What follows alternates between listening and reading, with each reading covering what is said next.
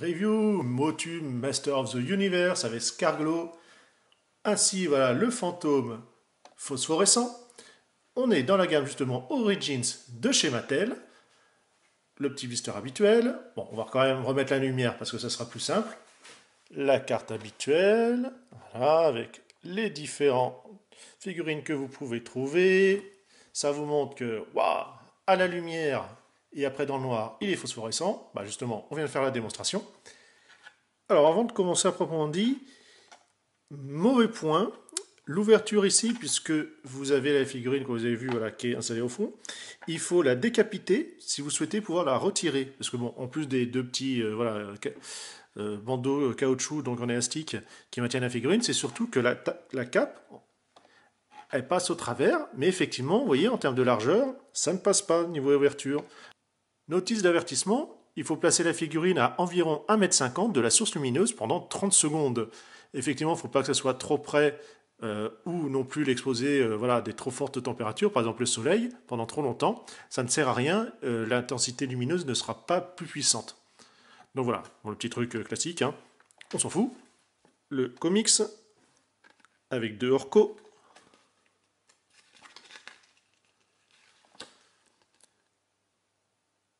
On voit, voilà, notre trio qui arrive.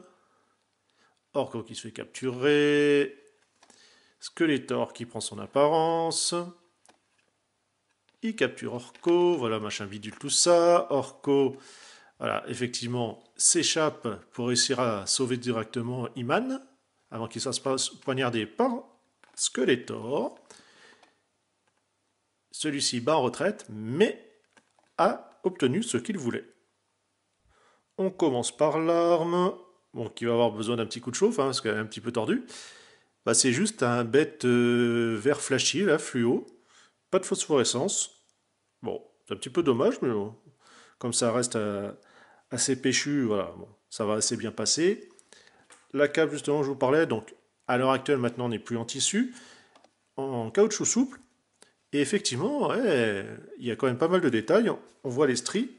Ça fait vraiment un aspect tissu. Et franchement, au niveau qualité de matière, c'est vraiment pas mal, hein. Notre ami. Alors déjà, les articulations, la tête, alors forcément, qui peut être un peu gêné, mais bon, c'est pas méchant. En tout cas, voilà, comme c'est sur un ball joint, ça bouge bien.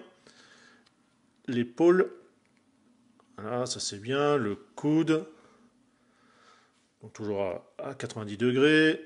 La main, bon, là qui est, comme elle est bien raide, qui a un petit peu de mal à se plier, je ne vais pas forcer, surtout que comme c'est un plastique voilà, qui est souple du fait qu'il est transparent, enfin, en tout cas semi-rigide, voilà, on va éviter de le déformer.